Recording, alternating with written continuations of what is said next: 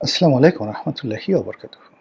সম্মানিত দর্শক, বাংলাদেশে পারিবারিক রাজনীতি নিয়ে বহুদিন ধরে আলোচনা হচ্ছে। প্রথমত দ্বিদলীয় তত্ত্ব, অর্থাৎ একদিকে আওয়ামী লীগ, একদিকে বিএনপি। এটা নিয়ে আমাদের লোকজন ভীষণ রকম ত্যক্ত এবং বিরক্ত ছিল বহুদিন ধরে। ৮০-র দশকে প্রাণান্ত চেষ্টা করা হয়েছে তৃতীয় একটি দল গড়ে তোলার জন্য, কন্টেম্পোরারি। জামাত চেষ্টা করেছে, জাতীয় পার্টি চেষ্টা করেছে, বিভিন্ন সময়টাতে 111-এর সময় বেশ কয়েকটি কিংস পার্টি তৈরি করার চেষ্টা করা হয়েছে। জনাব ডক্টর মোহাম্মদ ইউনূস গত ১৭ মাস ধরে প্রাণান্ত চেষ্টা করেছেন সেই যাকে বলা এনসিপির মাধ্যমে একটি আকর্ষণীয় রাজনৈতিক দল গড়ে তোলার জন্য। এবং এই আকর্ষণীয় রাজনৈতিক দলটি গড়ে তোলার জন্য যারা কিনা বিএনপিকে চ্যালেঞ্জ জানাবে, আওয়ামী লীগকে চ্যালেঞ্জ জানাবে এবং রাষ্ট্র ক্ষমতায় আসবে, এজন্য জামাতও কিন্তু সর্বশক্তি দিয়ে চেষ্টা করেছে। বলা হয়ে থাকে এনসিপি জামাতের বি টিম, কিন্তু জামাত কিন্তু চেয়েছে যে এনসিপি বি টিম থেকে এ টিম হোক, জামাত এনসিপির বি টিম হোক, কিন্তু হয়নি। আমাদের দেশে ঘুরে ফিরে সেই পারিবারিক রাজনীতি চলে এসেছে। এখনো মানুষ ঘাটে পথে শেখ হাসিনার জন্য কান্নাকাটি করে। ভাতা দেয় জনাব তারেক রহমান সাহেব, এই যে ফ্যামিলি কার্ড দিল, মহিলাদেরকে উপস্থিত করা হয়েছে, কার্ড দেয়া হয়েছে। তারপর শেষে বলা হচ্ছে যে এই কি যেন বলা হয়, জয় বাংলা, জয় বঙ্গবন্ধু, শেখ হাসিনাকে ধন্যবাদ, বা শেখ হাসিনা গো বলে কান্নাকাটি শুরু করলো। এই হলো হাসিনা ভক্তের অবস্থা। আবার অন্যদিকে শেখ হাসিনার প্রতি যারা বিরাগ, সেই বিরাগ যারা আছে তাদের মধ্যে অনেকে আবার খালেদা জিয়াকে অসম্ভব পছন্দ করেন। তো এইরকম খালেদা জিয়া এরকম একজন ভক্ত। তার কাছে মোহাম্মদ আরাফাত, সাবেক যে তথ্য প্রতিমন্ত্রী ছিলেন, তিনি যে গুলশান থেকে নির্বাচন করলেন, তো সেখানে গেলেন। তো তিনি খুব আগ্রহ নিয়ে সেই শেখ হাসিনার একটা ছবি দেখিয়ে বললেন যে বলেন তো খালাম্মা এ কে? তো সে মহিলা বলল এটা হলো হাসিনা মাগি। এখন ক্যামেরা চালানো, আরাফাত কি করবে, তাড়াতাড়ি বলে হায় আল্লাহ কয় কি, এই কথা কয় কি। মানে এটা হলো আমাদের সমাজের, মানে যারা বিএনপি করে বা খালেদা জিয়াকে পছন্দ করে, তারেক জিয়াকে পছন্দ করে, তাদের কাছে শেখ হাসিনা সজীব ওয়াজেদ জয় হল এইরকম, মানে যাকে বলা হয় ওই যে মহিলা যেটা সহসল মহিলা যেটা বলে ফেলেন বুড়ি মহিলা, ওইরকম বাজে শব্দ। আবার একইভাবে খালেদা জিয়া সম্পর্কে, তারেক জিয়া সম্পর্কে আরও মন্দ ধারণা পোষণ করে আওয়ামী লীগের কোটি কোটি মানুষ। আপনি মানে এই যে তারেক রহমান সাহেব যত ভালো কাজ করছেন, যাতে কিছু করার চেষ্টা করছেন না কেন, কোনো লাভ হবে না। আওয়ামী লীগের লোকজন মরার আগেও বলবে ওই যে শেখ হাসিনা যে কথাগুলো বলে গেছেন, মানে বেগম জিয়া সম্পর্কে বা তারেক জিয়া সম্পর্কে একই কথা তারা বলবেন, এবং তারা বলবেন মরে গেল বলবেন শেখ হাসিনা সঠিক আছে। তো এই যে একটা সমীকরণ, মেরুকরণ, এটা কিন্তু এরশাদ জমানাতে প্রবল আকার ধারণ করেছিল, এবং তখন থেকে কিন্তু মানুষ চেয়েছিল যে এই দুটো রাজনৈতিক দলের বাইরে তৃতীয় ধারা আসুক, এবং 90-র গণঅভ্যুত্থানের পরে যে ৩ জোটের যে রূপরেখা হয়েছিল, সেই রূপরেখা আসলে এই ব্যারিয়ারটা ভেঙে দেওয়ার চেষ্টা করা হয়েছিল, কিন্তু এটা হয়নি, আরও মজবুত হয়েছে। তো এখন বাংলাদেশে ঘুরে ফিরে এই দুটো পরিবারের রাজত্ব করে যাচ্ছে। আওয়ামী লীগ টানা ১৭ বছর ধরে শাসন করলো। আসলে আওয়ামী লীগ করেনি, এটা মূলত শেখ পরিবার করেছে। আওয়ামী লীগ শাসন করেনি, এটা মূলত গোপালগঞ্জ করেছে। আওয়ামী লীগ শাসন করেনি, মূলত এটা গ্রেটার ফরিদপুর করেছে, বা ফরিদপুর, বরিশাল, খুলনা বিভাগ করেছে, বাগেরহাট করেছে, শেখ হেলালের এলাকা করেছে, এইরকম কথা বলা হয়ে থাকে।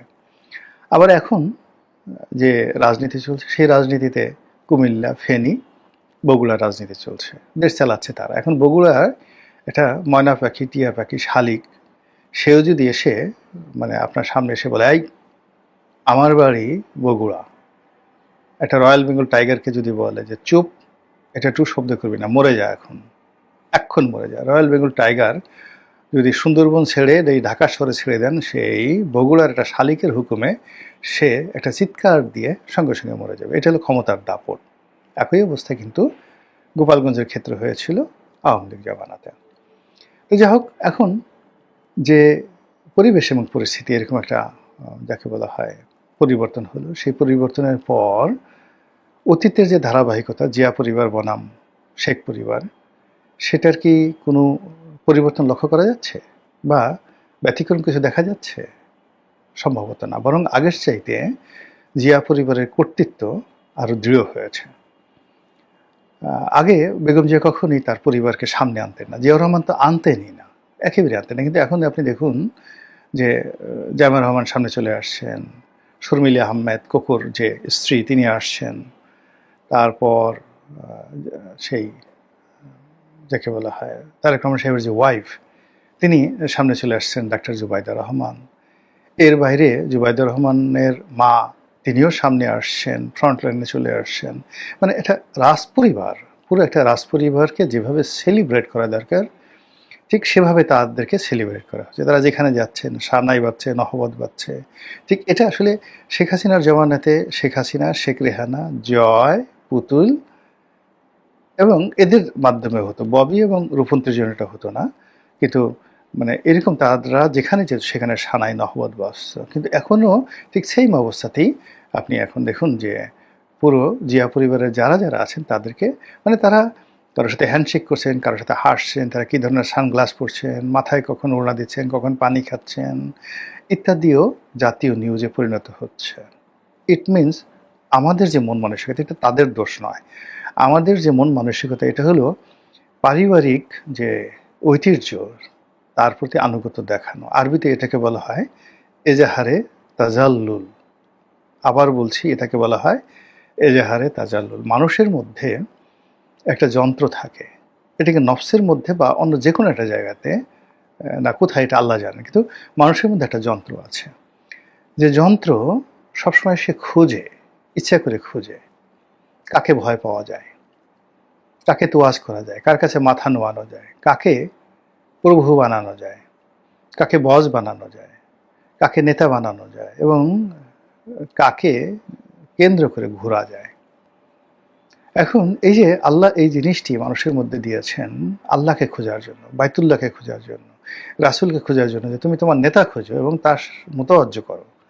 কিন্তু আমরা করি কি, সেই জায়গাতে শিরক করে আল্লাহকে বাদ দিয়ে, রাসূলকে বাদ দিয়ে, বাইতুল্লাহকে বাদ দিয়ে, আল্লাহর ঘরকে বাদ দিয়ে আমরা আল্লাহর সৃষ্টি কখনো পুতুল, কখনো কোনো প্রাণীর মূর্তি, কখনো কোনো গাছ, কখনো কোনো গৃহ, কখনো কোনো কবর, কখনো কোনো মাজার, কখনো কোনো মানুষ, কখনো কোনো ন্যাংটা বাবা, কখনো এমনকি কোনো লিঙ্গ, শিবলিঙ্গকে আমরা পুজো করি না, কখনো কোনো লিঙ্গ কেন্দ্র করে আমরা আমাদের সমস্ত সত্তা বিসর্জন দিয়ে আমরা বলি ওই লিঙ্গর মধ্যেই হলো আমার সব কিছু। লিঙ্গকে চুমু খেতে হবে, লিঙ্গকে সেজদা দিতে হবে, লিঙ্গকে উলুধ্বনি দিতে হবে, লিঙ্গর কাছে করজোরে মাথা নোয়াতে হবে, আর গোমূত্র খেতে হবে।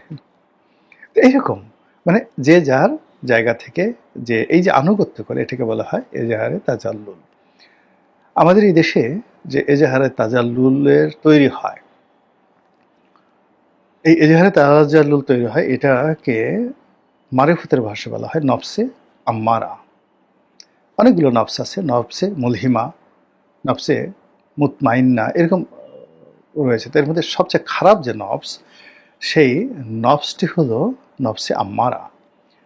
মানুষ যখন এই নফস দ্বারা নিজেকে নিয়ন্ত্রণ করে, বা মানুষের যে নিয়ন্ত্রণ, নিজের নিয়ন্ত্রণ সে নফসে আম্মারার উপর ছেড়ে দেয়, তখন এক একটা মানুষ হাজার হাজার ইবলিশ শয়তানের আব্বা হয়ে যায়, ইবলিশ শয়তানের একটা কম্বাইন্ড লিডার হয়ে যায়। কেন যেন আমাদের এই সমাজে এই সময়টিতে নফসে আম্মারার যে প্রলোভন, এটা কত বেশি। আপনি চিন্তা করেন যে মানুষ কিভাবে অনুগত করতে যায়। যে মানুষগুলো এখন তারেক রহমান সাহেবকে আনুগত্য দেখাচ্ছে, কয়েকদিন আগে তারা হাসনাতের পিছিয়ে পিছিয়ে ঘুরেছে, সার্জিসের পায়ে জুতা টেনেছে, সার্জিসকে গাড়ি দিয়েছে। এই যে তাসনিম জারা নামে কোন একটা মেয়ে, এখন আমরা খোঁজ খবর রাখছি না, এই তাসনিম জারার পিছনে কে না ঘুরেছে বলেন তো? কি জন্য? ডক্টর মোহাম্মদ ইউনূসের একটু সহযোগিতা পাওয়ার জন্য। আপনি এই যে এজাহারে তাজাল্লুল, মানে প্রেস সচিব শফিক, ডক্টর মোহাম্মদ প্রেস সচিব, তার শফিককে নিয়ে কি আদিক্ষেতা ছিল। শফিক যা বলেন সবাই সে কথা বলে, শফিক যাকে ইচ্ছে তাকে ধমক দেন, সবাই বলে জি হুজুর, জি হুজুর। এই যে আমরা কাজগুলো করেছি, সেটা হলো এজাহারে তাজাল্লুল। তো একজন ব্যক্তি তাসনিম যারা, একজন ব্যক্তি শফিক মানে প্রেস সচিব, কিংবা ধরুন ডক্টর মোহাম্মদ ইউনূসের প্রিয়ভাজন লামিয়া মোর্শেদ যে মহিলা ছিলেন তিনি, তো একজন সিঙ্গেল পার্সন বা আসিফ নজরুল, তার উপর যদি মানুষের এজাহারে তাজাল্লুল বা নফসে আম্মারার এত প্রবল আকর্ষণ থাকে, তো সেক্ষেত্রে বিএনপি এবং জিয়া পরিবার এবং এই পরিবর্তিত পরিস্থিতি, তাদের প্রতি মানুষের নফসে আম্মারার যে দাপট কত বেশি থাকবে, এবং সেটাই এখন হচ্ছে। ফলে কি হলো, অতীতে শেখ পরিবার, আপনি শেখ পরিবারকে যদি ফিলিপাইনের মার্কোস পরিবারের সঙ্গে আপনি তুলনা করতে পারেন, বা ইন্দোনেশিয়ার সৌহার্দ্য পরিবারের সঙ্গে তুলনা করতে পারেন, তাহলে সেক্ষেত্রে এখন জিয়া পরিবারের যে দাপট, এটি সৌদি আরবের যে ইবনে সৌদ পরিবার, বাদশাহ সালমানের পরিবার, বা মোহাম্মদ বিন সালমানের পরিবার, এই পরিবারের যে দাপট, সেই দাপটের পর্যায়ে চলে গেছে। এবং এটা